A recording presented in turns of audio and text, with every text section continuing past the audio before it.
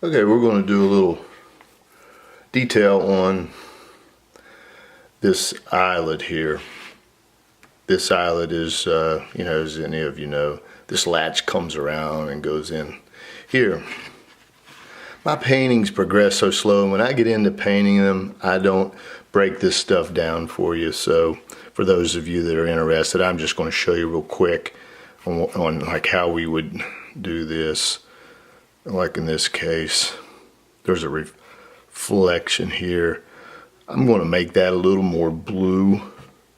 This is where the paint has come off, and you're seeing the some of the board behind this. Obviously, is that and the shadow. So as you can see, there's nothing to the sketch, and then what I'm going to do is start off with something like we're talking about a rusty piece of metal here. So I'm going to come in here with some sienna, burnt sienna. Even going to, it's much easier in watercolor if you start off hot and and cool, or it's easier to cool it down. So we start in here. So we come in here with the some orange even with that, and we let it mix and move around.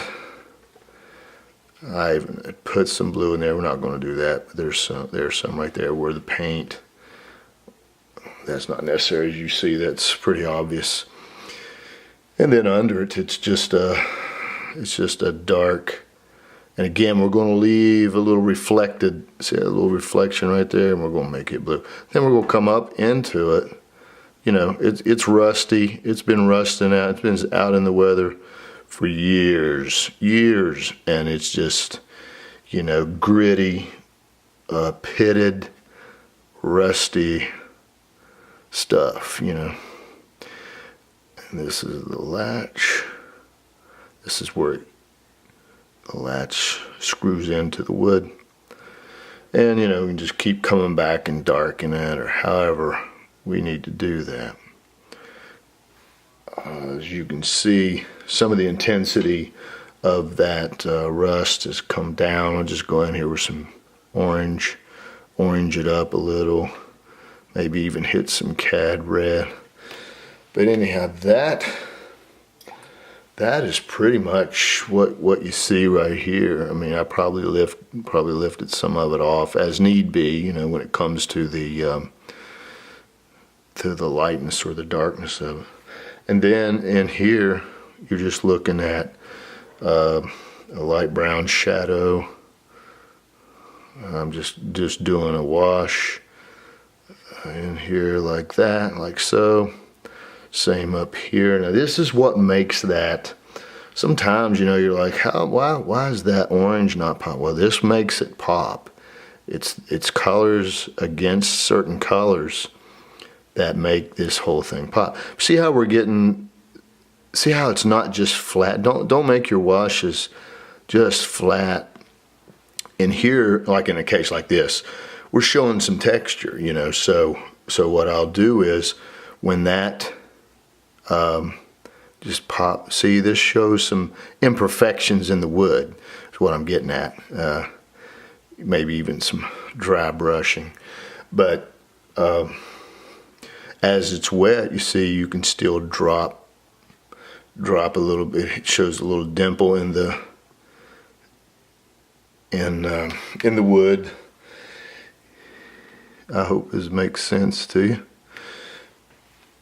So I'm going to let that dry, and then we'll just dry brush some stroke where you see the fiber of the wood. Okay, hopefully we're a little dry, and what I would do here is just come in. It's not dry, but after it's dry, I just come in here with some strokes, some dry brush strokes, and that would pull in the fiber. Like if this was dry, all I'm doing is just coming up here, and see, it's giving you the look of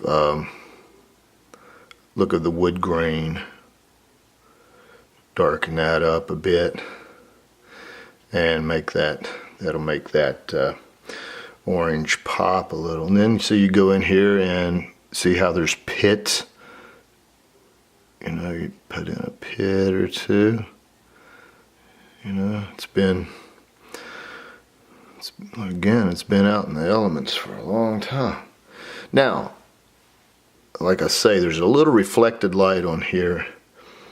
I think in the one that I observed, it was white. You know, just kind of looked white. I made it blue, and in this case, there's a purpose in that, because that reflected light is a little cool, in my opinion, and we wanted to give it the picture harmony with the blue, because you know we've got blue all over the place here, so we wanted you know, to give it harmony. That's what we're looking for here. So we just reflected that on up into everything, you know, where I could use it. I liked the way the blues and the oranges off the rust look. So anyhow, that's how I treated all of this rust, you know, just exactly the same way.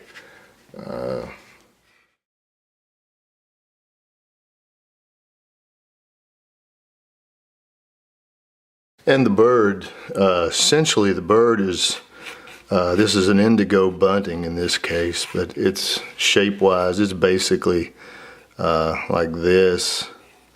I've got the beak open, but it's, I did more of a study. Tell you what happened. I had one of these run into my sliding glass doors, and I was able to draw from life. Nothing like that. I tell you, these birds are incredible. They are beautiful, man. Something like that. Now in the indigo case, Theo Blue is the trick here. I'm going to go ahead and pop in that to show you how we do like the eye. It's something like this. But the eye goes something like this. You know, it's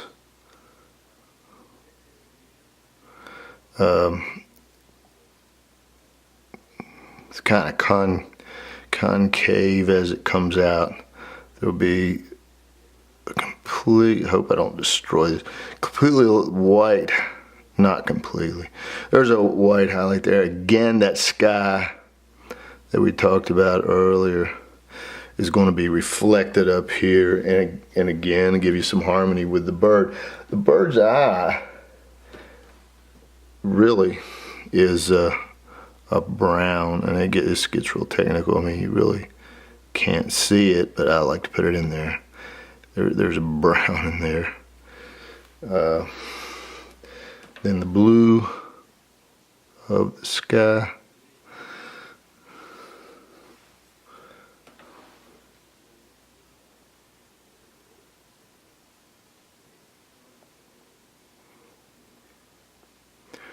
We'll go something like that.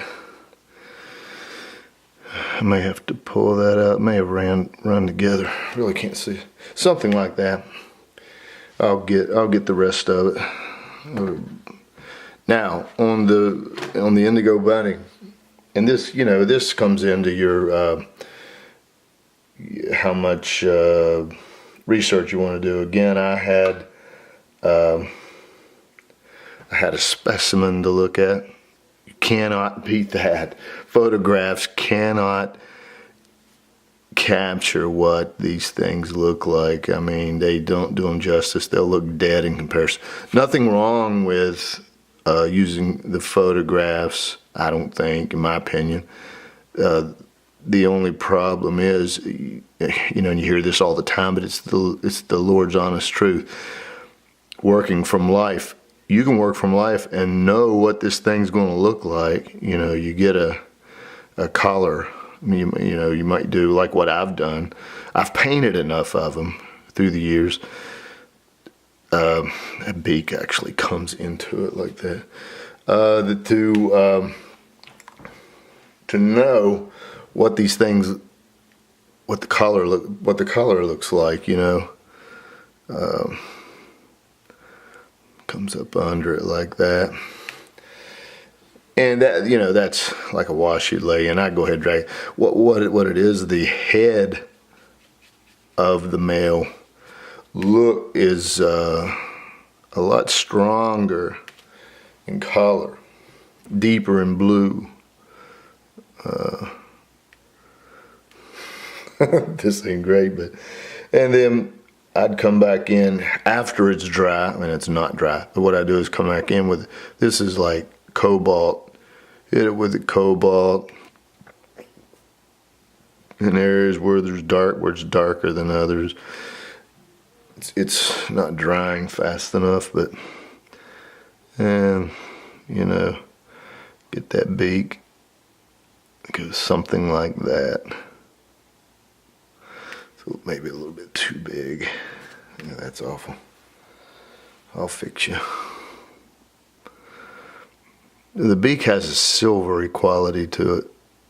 And what I would do is probably go in here like this.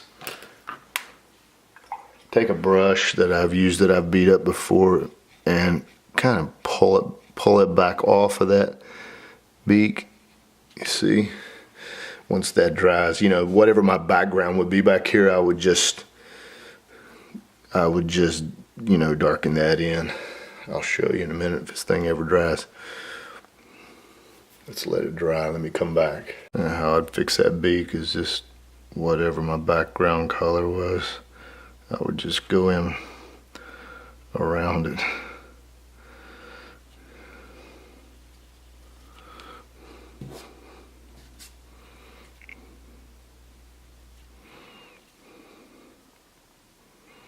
Something like that. But then in this case, here's the dark, it's still wet, but hopefully you can get the idea. I would just go in and right over top of the eye, there's blues, and I'd be making marks right before the beak. If this was dry, but I think you get the gist. It would be like that. I've just gone in here with strokes too, like this. Always make sure your strokes follow the movement of what you're painting. In this case, the feathers. But in this, with this guy, he, like I say, the specimen that I was looking at, the head of it was this color. As it come out onto his body's like this. I'm going to refine this in here, and I want to show you one more thing. And this is about the composition. Not sure this worked, but my idea on the composition was, you know, it's a bit of a vignette, and I wanted you to notice that how flat it had looked. If you'll notice in the video, until I started popping in the shadows on this bird, and then the bird started looking less cut out, and like it was more setting there. But compositionally, I mean, it's just a vignette really. But what I'm doing is everything gets darker through here, and this is going to lead your eye through the darks. Right up through here like this. That's my theory. That's what I'm going for.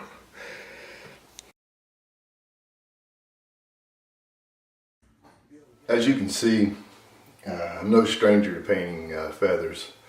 And in this case, I'm going to give you a little bit of what I'm thinking about when I'm painting feathers. I've seen tutorials where people will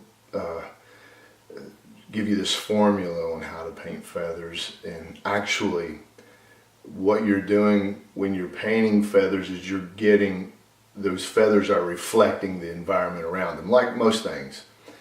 And I'm going to show you how like in this case, this eagle here, it's reflecting in his feathers in some spots the sky above.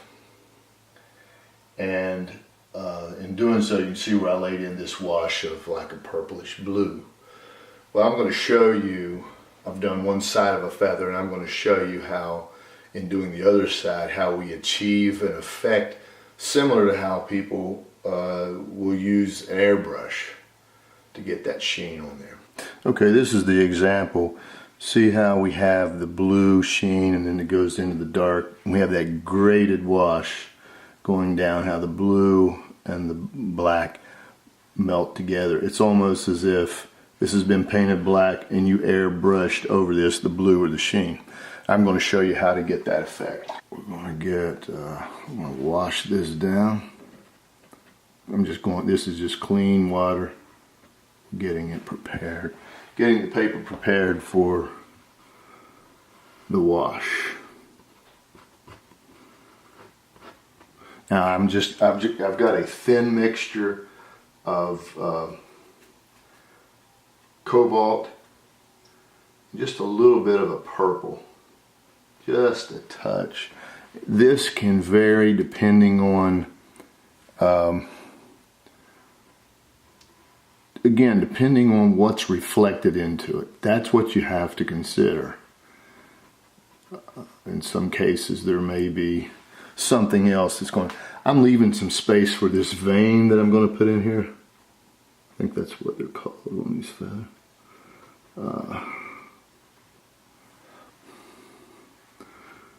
I'm just washing that in, getting that prepared. Take a paper towel. I'm going to take this excess off. I just want that to fade out. I want that to be a little bit stronger. So I'm going to go over it with some more pigment. Drop it in. Okay, now on an eagle, bald eagle, and this gets into something you have to do research-wise. Well, on a bald eagle, the feathers, at times they're black, at times they have a brown like a sienna. Sometimes it's more of a cool brown like an umber. In this case, you go by what you see. You know, it's just that simple. I mean, it sounds ridiculous, but that's just it. I'm going in here with black. In this case, what I want to show is that feather is rolling like this.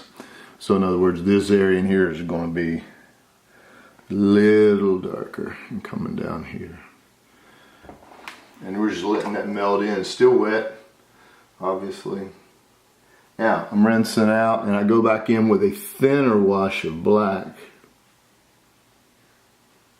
Just going right down that vein. And we're going to let that work in. Now, out on the end of this feather, it gets black. You know, it's rolling white and it gets black. I'm gonna go back down there again. Okay. I'm just going to let that melt together. That's basically it. I mean, that's all there is to it. Now, in this case, we look at this and we say, hey, the light's hitting a little strong. So I'm just taking my brush with a little bit of water on it. And just, all I'm doing is touching it. I'll pull that little bit of that pigment out of there.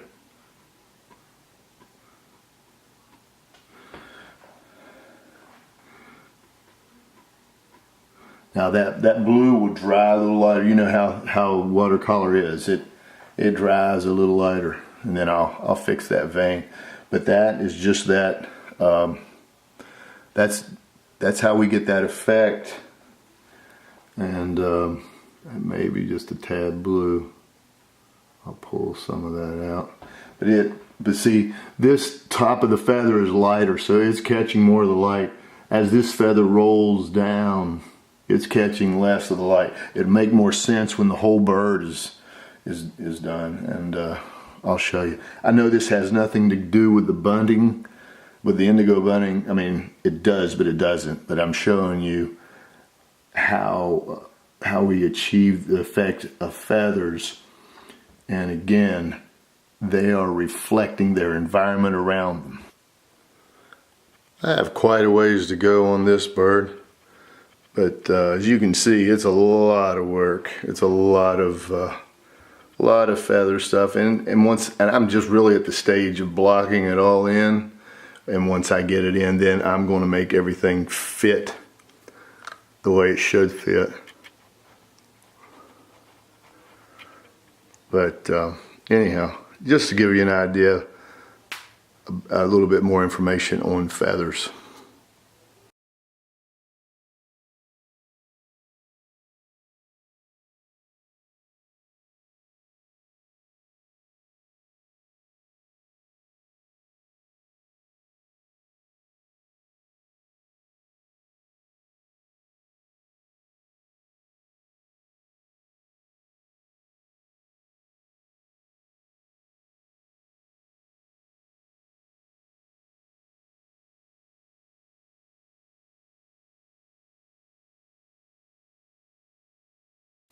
Before I forget, I will say something about, like, if you notice, like, there's just splatters in here, and that's all this is.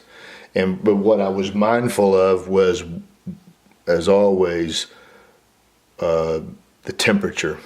Like in the shadows, cool. Splatter was cool. In the where the light is hitting it, warmer. And just using warm things. And if you'll look at it, they're just speckles of warm colors that I picked up. Some greens, browns, mixed it up. But use stuff that would help it harmonize, help the painting harmonize.